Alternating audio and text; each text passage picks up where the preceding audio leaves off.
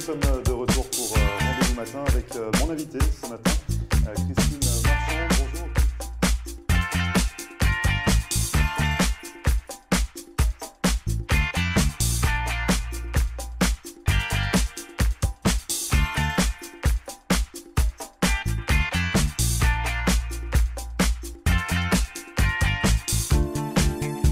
Bonjour à tous, bienvenue, merci de regarder Rendez-vous Matin. Nous sommes le mercredi 21 février et aujourd'hui on s'intéresse au droit des affaires avec maître David Willig qui est avocat depuis près de 30 ans et qui a un cabinet à Paris mais également en Floride. Il répondra à toutes vos questions dans un instant. Et puis en seconde partie, on part en voyage avec Nathalie Vogue qui gère une agence de voyage ici en Floride et qui vous propose de nombreuses destinations, d'organiser votre séjour de A à Z, de vous prendre en charge avant, pendant et après le séjour.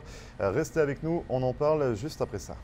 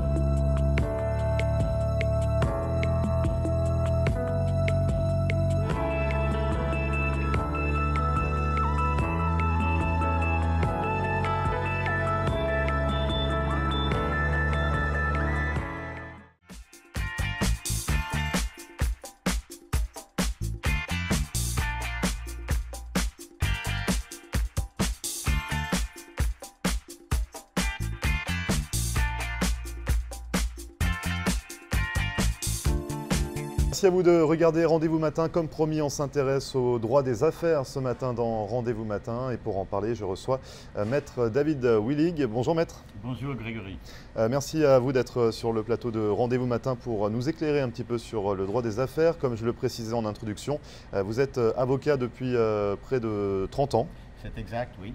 Donc 30 ans au barreau de Floride et depuis plus de 20 ans au barreau de Paris. C'est exact, voilà. Donc vous avez deux cabinets en France et aux États-Unis. Exactement. Et vous êtes spécialisé dans différents droits, vous étudiez différents droits. Oui, j'exerce dans différents domaines du droit, mais je pense que généralement on peut dire que je fais du droit des affaires dans différents aspects. Immigration des affaires, contentieux des affaires pour la défense ou pour la poursuite, des contrats, des droits de propriété industrielle ainsi que du droit immobilier. Donc c'est-à-dire que finalement c'est assez large. Vous vous intéressez à quel style de personne? Qui peut faire vraiment appel à vous? Quelles sont les questions qu'on doit se poser? C'est-à-dire que quels sont les problèmes que vous arrivez à résoudre? Beaucoup de personnes, par exemple des Français, des Belges, des Suisses qui cherchent à s'implanter aux États-Unis. Donc ça c'est de l'immigration?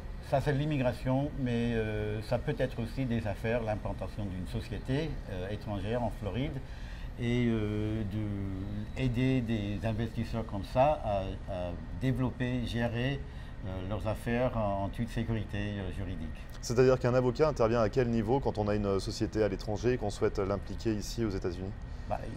L'avocat peut intervenir le plus tôt possible, idéalement, pour bien organiser et planifier cette implantation parce qu'il y a différents aspects et beaucoup de choses qui peuvent créer des soucis. Comme quoi par exemple? Par exemple, on peut créer des soucis, par exemple si on signe un bail qui n'est pas un bail qui va favoriser un peu le locataire. On peut par exemple demander un visa qui est limité dans le temps alors que le programme exige qu'on puisse rester plus de temps. Donc il y a toujours des pièges à éviter. Pour le bail en fait, de l'entreprise, c'est plutôt du droit de la propriété immobilière? C'est droit du propriété immobilière, mais aussi droit des contrats, parce qu'un bail, c'est un contrat. Oui. Donc un contentieux peut survenir avec un bail, soit parce que, par exemple, le locataire ne fait pas une utilisation correcte en conformité avec le bail, ça peut créer des soucis aussi. Donc finalement, on se rend compte qu'avec vous, on mélange différents droits. Donc avec une personne, on arrive généralement à couvrir un petit peu tous les sujets, c'est ça? Beaucoup de sujets, pas tout. Par exemple, je ne fais pas vraiment du droit pénal. Ouais. J'ai des confrères qui font du droit pénal au cas où.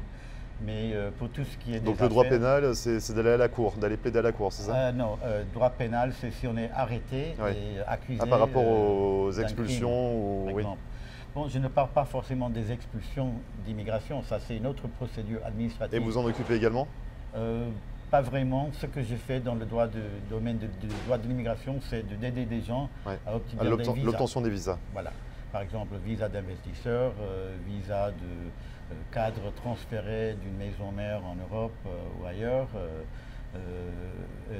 Un visa qui n'existe pas, on me pose beaucoup de questions. Si on Pour peut les retraités. voilà, les retraités, il n'y a pas de visa, donc il faut trouver une autre solution. Et ça se passe comment justement parce qu'on a tendance à dire qu'en Floride, on a énormément de retraités qui viennent passer justement leur retraite sous le soleil floridien. Ça se passe comment pour les retraités étrangers qui souhaitent venir s'installer ici? Ce n'est pas évident parce qu'il faut trouver quand même un visa dans le cadre des visas existants. Il n'y a pas vraiment de visa pour des retraités, donc il faut trouver une autre solution. Peut-être un visa d'investisseur, un autre visa, mais il n'y a pas de visa de retraité. Donc parfois on dit, ah oui, je viens d'acheter une grande maison, une demeure à West Palm Beach, comment je fais? Donc il faut vraiment réfléchir pour trouver la bonne solution. Parce que c'est-à-dire que même avec de l'argent, même quand on est retraité et qu'on a de l'argent, c'est compliqué d'obtenir un visa, c'est ça? C'est un peu compliqué, mais... il y a des solutions quand même. Il y a des solutions, bien sûr. Vous le disiez, c'est ça, c'est peut-être d'investir dans une petite société ou des choses comme ça? Enfin, on ne peut pas forcément dire une petite société parce qu'il y a des critères aussi pour la société. Donc je pense qu'on peut dire qu'il y a des solutions, mais ce sont des solutions sur mesure pour chaque Au cas par personne. cas. Voilà. Il y a d'autres questions également qui reviennent souvent, c'est par rapport aux biens que l'on dispose, que l'on détient dans différents pays. Ah oui, par exemple, si on arrive à un stade de la vie où il faut penser au sort du patrimoine après le décès, donc il y a des soucis de succession internationale, on peut aussi planifier les successions internationales pour organiser son patrimoine de manière à éviter des soucis à la suite du décès du détenteur du patrimoine. Donc tout ça, ça se gère en amont, bien évidemment. C'est donc du droit international. Idéalement, c'est traité en amont. Et tout cela, pour moi, fait des aspects du droit international privé parce que des successions dans différents pays, des investissements dans différents pays, Ouais. des questions fiscales dans différents pays. Donc c'est un monde qui est un peu compliqué. Et donc on est là pour aider et orienter les gens pour faire les bons choix. Qu'est-ce qui vous a incité justement à vous diriger, à prendre autant de domaines de droit, à couvrir autant de droits finalement?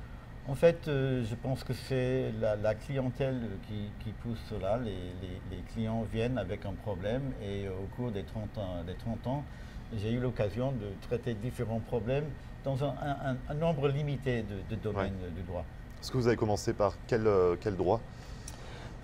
J'ai commencé ma carrière avec les contentieux. J'étais embauché par un cabinet à Miami quand j'étais toujours étudiant parce qu'ils avaient un gros contentieux qui couvrait plusieurs pays, la France, les États-Unis, le Venezuela, la Suisse, Guatemala. Et ils avaient besoin d'un jeune avocat qui était capable de lire et de communiquer en plusieurs langues, notamment pour cette affaire, l'anglais, l'espagnol et le français. Parce que vous avez étudié plutôt une cinquantaine de langues. C'est vrai, oui. C'est ça, donc vous arrivez à vous débrouiller avec n'importe quel dialecte finalement. Beaucoup de langues pour me débrouiller et bon, il y a certaines langues que je parle assez bien. L'anglais, c'est ma langue maternelle.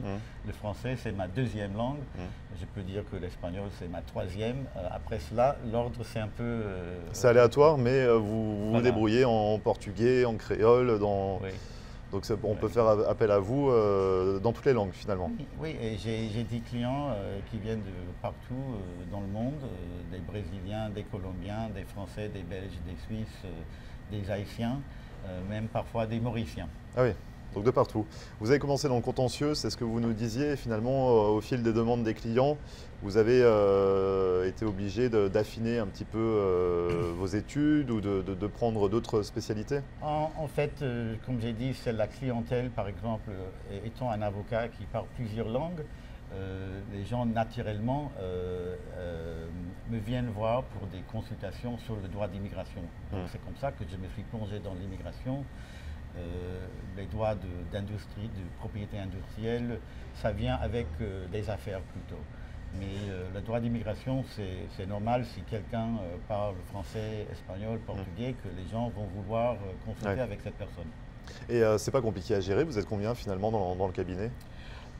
J'ai 2 assistants, j'ai une secrétaire et moi-même.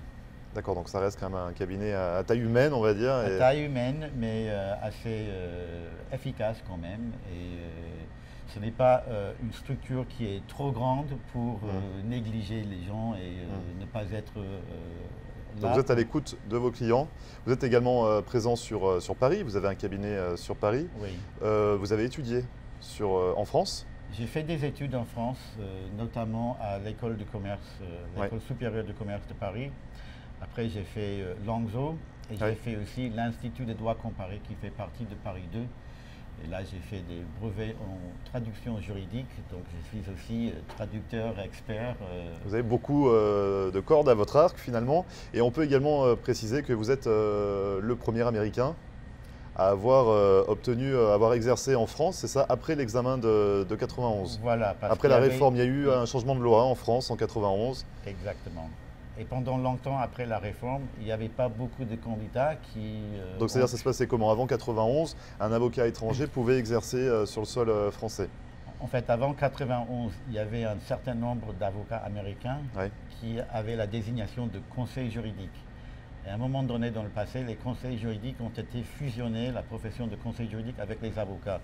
Mais ces avocats donc ils sont passés avocats par défaut? Ils sont devenus avocats par défaut, même sans forcément d'expérience de plaidoirie en France. Alors que vous avez passé un examen? J'ai passé un examen, écrit et à l'oral.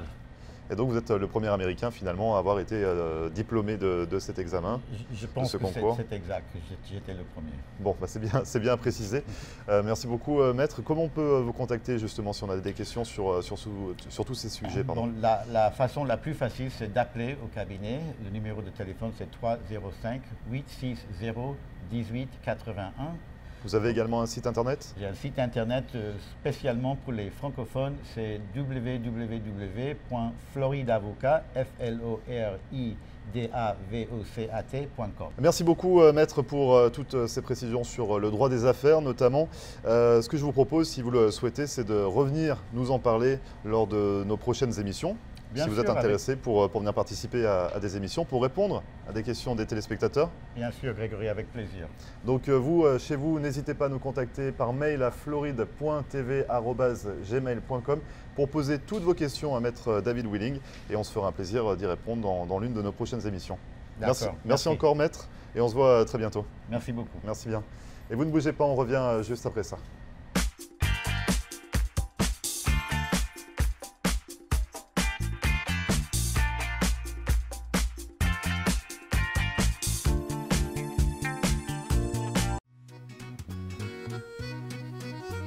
Bonjour à tous, bienvenue au Bistrot 1902 sur Hollywood Boulevard. Je vous invite à venir découvrir notre nouvel emplacement. On est ouvert toute la semaine, du lundi au samedi. Le dimanche, on ouvre à 11 h pour un gros brunch avec plus de 60 plats différents. Jeudi, vendredi, samedi et dimanche soir, il y a de la musique live en terrasse. Venez profiter de cette belle terrasse. Pour réserver une table chez nous, 305 316 31 36. À très vite, on vous attend. Merci.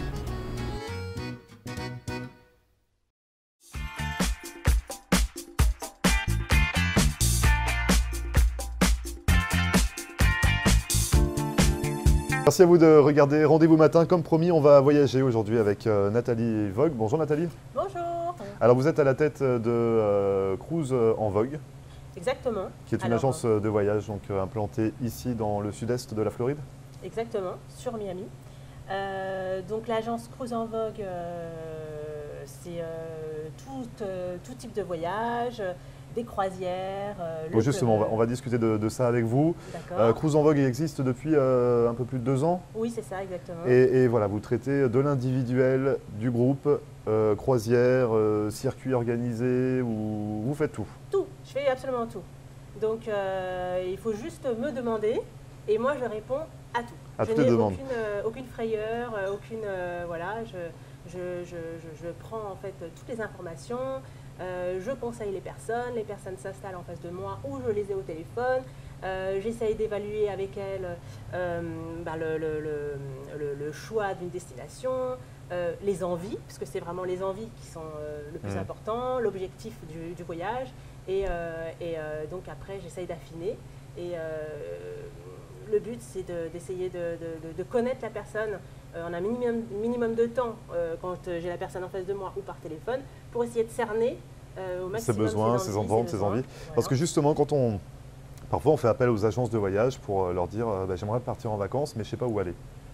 Et là, en fonction de ça, c'est ça, c'est là où vous analysez. Ouais, alors là, j'adore. Ah oui, c'est vrai. Ah, j'adore. C'est le mieux, ça? Parce que là, c'est comme ça que, voilà, que j'arrive à connaître la personne. Parce que du coup, je lui pose des questions. Donc, je vais lui demander avec qui elle compte partir, qu'est-ce qu'elle a l'habitude de faire, où elle est partie dernièrement, pendant ses dernières vacances. Si elle préfère du soleil, si elle préfère de la neige ou des choses comme ça. Ouais. Voilà. Et donc, j'affine. Au final, au bout de 5-10 minutes, je commence à connaître la personne. Et donc là, je peux commencer à essayer de proposer des offres qui puissent correspondre. Et donc, c'est vraiment du sur-mesure ou il y a des circuits également préétablis au sein de votre agence? Alors, moi, je fais tout sur mesure, en fait, vraiment en fonction de la personne que j'ai en face de moi. Donc, c'est vraiment, voilà, donc c'est le voyage. Tout ce que je connais. Alors, donc, pour vous dire un petit peu qui je suis, parce que c'est vrai que… Non, parce que justement, c'est ce que j'allais vous dire. Oui. On parle de Cruise en Vogue aux États-Unis qui existe depuis 2 ans. On parle que vous êtes spécialisé, que vous écoutez, que vous allez au cas par cas. Mais c'est que derrière tout ça se cache une longue expérience dans le métier déjà. Oui, une longue parce qu'on pourrait dire 2 ans, c'est court pour être professionnel, mais pas du tout. C'est que derrière, il y a du bagage. 15 ans d'expérience dans le domaine de l'organisation. Exactement, une grosse valise. Donc, organisation de conventions, de séminaires, d'événements en tout genre, que ce soit même des organisations de spectacles, des organisations de soirées, d'incentives. Voilà, mais alors vraiment, mon atout, ma valeur ajoutée, c'est vraiment l'organisation que j'ai fait pendant 15 ans, de conventions et de séminaires, de 1 à 5000 personnes. Donc, en fait, les séminaires, donc j'en ai vu vraiment de toutes les couleurs. C'est un bon exemple, ça, pour organiser des voyages après? Ah oui, parce que c'est la bonne école en fait. On se forge, en fait… on passe par des extrêmes. Les extrêmes, en fait, on voit tout et il faut avoir le cœur bien accroché, bien sûr, puisqu'il se passe toujours quelque chose. En fait, quand on organise quelque chose, il faut savoir que rien n'est fluide. Rien n'est fluide et rien ne va… tranquillement, il y aura toujours des pépins, c'est jamais un long fleuve tranquille, il se passe toujours quelque chose. C'est juste qu'il faut savoir réagir. Il faut être réactif à ce moment-là et pouvoir savoir anticiper surtout. Ça, c'est très important, anticiper. Donc, à partir de là, c'est vrai que les séminaires que j'organisais, c'était toujours avec 500 personnes. C'est simple. J'avais 500 personnes en face de moi qui avaient un âge mental, on va dire, 3 ans. C'est-à-dire qu'il faut les prendre par la main. Ça, je l'entends souvent. C'est que quand on part en voyage, que c'est organisé, on retombe en enfance. Généralement, on se laisse porter. On se laisse aller. On se laisse porter. On n'a pas envie de s'occuper de quoi que ce soit. Donc, c'est à vous d'être réactif derrière et de faire attention à tout, finalement. Ah, mais c'est ça. On est en vacances, en fait. On est en vacances. Donc moi, vraiment, ma particularité, c'est d'être comme une maman. C'est-à-dire que je vais aller encadrer les personnes, je vais les rassurer, je vais aller les chouchouter en fait. Vraiment les chouchouter, les dorloter. Je m'assure qu'elles soient bien arrivées quand elles partent en vacances. Je leur demande toujours de m'envoyer un petit WhatsApp ou une petite photo pour me dire voilà, je suis bien arrivée, tout va bien. Donc ça, c'est très important, sinon moi je dors pas. C'est simple, je dors pas. Donc ensuite, c'est vrai que sur place, j'aime bien aussi savoir que tout se passe bien. Bon, bien sûr, je ne m'immisce pas trop non plus dans la vie. Oui, forcément, vous êtes là au cas où il y a besoin, c'est ça. Je suis toujours là, c'est-à-dire que moi, je suis joignable non-stop. Donc ça aussi. Donc ça, c'est un avantage parce que c'est vrai que parfois les agences de voyage ont une hotline, mais c'est pas ouvert tout le temps.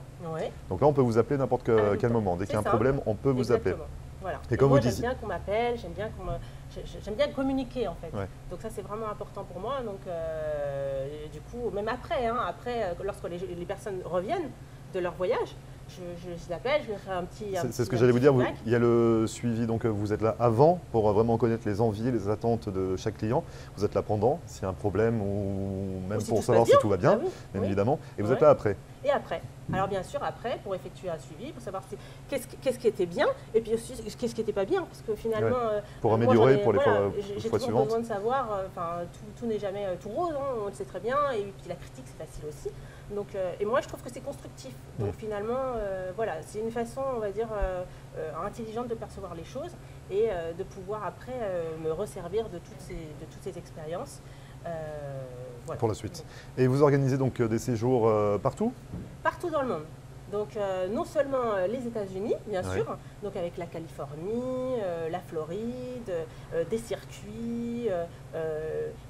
La valeur ajoutée, ça va être de trouver des petits hôtels Ouais. que je connais, ou alors des hôtels dans lesquels moi je me projetterais. Donc fatalement, je dis que les personnes qui sont en face de moi seraient contentes, parce que bon, généralement, c'est toujours des bonnes adresses que les agences classiques n'ont pas forcément en tête, et ils proposent généralement aussi toujours les mêmes Oui, les types de mêmes chaînes ou- d'hôtels. voilà. Ouais. Donc, et ça ne plaît pas forcément aux clients. Les clients veulent des fois Se des choses qui démarquer soient un petit moins peu, ouais. populaires, voilà.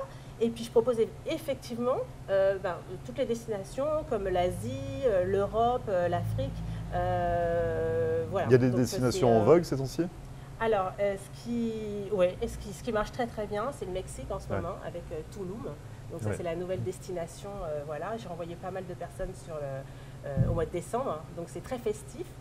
Après, ce qui marche beaucoup aussi en ce moment, c'est les croisières. Et les Oui. croisières, justement, voilà, c'est l'essor des croisières, parce qu'aujourd'hui, on a plein de croisières différentes. Alors maintenant, quelqu'un qui va se mettre sur Internet, qui va essayer de trouver une croisière lambda, il va se perdre. Enfin, je souhaite Il y en a bien du partout. courage, parce qu'on ne comprend rien. Enfin, je trouve que c'est pas très clair. Voilà, et choisir une croisière seule devant son poste, par exemple, moi je trouve que c'est mission impossible. Mais à quel Donc, niveau ça coince en fait? Parce qu'en fait, une croisière, c'est très complexe. Il faut choisir le bateau déjà. Le bateau, c'est quelque chose. Il y a toutes sortes de bateaux. Alors on peut tomber très vite sur des bateaux qui sont horribles, parce que c'est des bateaux qui sont très vieux. Alors ça, il faut le savoir. Et les bateaux qui sont récents, par contre, alors là, c'est magnifique, extraordinaire. Mais c'est juste. C'est plus cher. Voilà. Non, pas forcément. Pas spécialement? Ah non. En fait, alors les gens aussi. Généralement, il faut savoir qu'une croisière se prévoit 1 an à l'avance, Ah oui. voire 2 ans à l'avance. Et Donc, pourquoi? Au niveau des demandes? Parce qu'en fait, il y a plus de choix de cabines, parce que c'est ça aussi Ouais. la difficulté, c'est de choisir la cabine. Donc il y a plusieurs cabines différentes, donc là aussi c'est Et vous tout un conseillez système. d'être où en croisière par exemple? Alors quand on fait une première croisière, par exemple, c'est toujours bien d'être central, Ouais. donc au milieu du bateau, et d'avoir une cabine qui soit plutôt mi-hauteur, plutôt vers le haut. Donc là, c'est très joli. Puis balcon Ouais. aussi. Donc moi aussi, ce qu'on a par rapport à l'agence Cruise en Vogue, on a des offres qui sont exclusives. Et je vais avoir des offres que les autres n'ont pas forcément. Oui. Donc par exemple, des offres sur des cabines justement avec des tarifs exclusifs, des dîners offerts pour des couples par exemple, ou plein d'autres multitudes. Donc ça c'est les avantages d'offres, également à c'est des passer avantages. par Cruise en Vogue. Exactement. Donc là on parle de croisière, on parle Voilà. d'individuel, de J'ai le groupe. Club Med aussi, le Club Med. Oui, vous faites également des séjours en Club Med? Voilà, des all inclusive aussi. Donc le Club Med aussi, c'est toujours très attractif et très attrayant, parce que ce sont des all inclusive, tout est incorporé, que ce soit les activités, les repas. Et qu'est-ce qu'il y a de mieux finalement? C'est partir en all inclusive ou de faire appel à vous pour organiser un séjour où vous réservez les hôtels, vous suggérez des restaurants? Alors, moi je dirais tout est intéressant. Dans le sens où, quand j'établis par exemple un circuit, là en ce moment je suis en train de faire des circuits sur la Floride ou sur la Californie, bah, c'est vrai que je concocte des petites choses qui sont originales par rapport au parc, par rapport aux attractions qu'on peut voir, par rapport aux ambiances aussi. Les gens qui viennent ici ont envie de voir des ambiances différentes. de ne pas rester toujours dans le même contexte qui est plage, transat, parasol. Donc du coup, là aussi, j'interviens pour pouvoir proposer quelque chose qui soit vraiment attractif. En tout cas, vous êtes passionné par votre métier. Oui. On peut vous contacter comment si on est intéressé pour faire appel à vous, pour partir en vacances? Déjà sur mon téléphone, 786 7759 784, donc on peut déjà m'appeler. Vous avez un site internet également? Et le site internet, c'est Cruise en Vogue, ça s'écrit CRUISEENVOGUE. Attention, c'est bien noté. .com. Voilà. Et Vogue, VOGUE. Voilà, c'est Cruise en Vogue. Cruise en Vogue.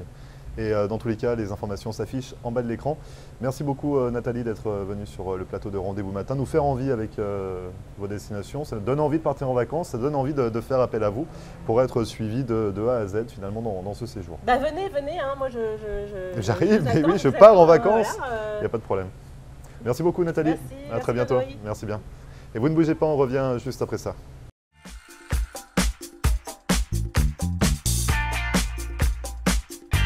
Nous sommes de retour pour Rendez-vous Matin avec mon invité ce matin, Christine Marchand. Bonjour. Marcelle Poirier, avocate en droit de l'immigration américaine et membre du barreau de la Floride. Ma vocation est de conseiller mes clients et de protéger vos intérêts afin que vous soyez en mesure de réaliser votre rêve américain qui est toujours bien vrai et réel aujourd'hui. Surtout, n'oubliez jamais qu'un mauvais conseil légal peut vous coûter votre futur et celui de votre famille. N'hésitez pas à nous contacter par téléphone ou sur mon site internet à marcelpoirier.com et nous serons très heureux, mon staff et moi-même, de répondre à vos questions et de vous recevoir au cabinet, j'espère très bientôt.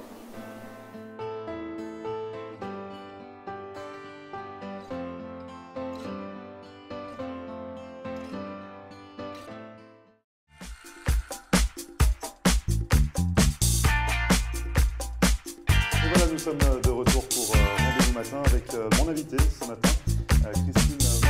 Bonjour.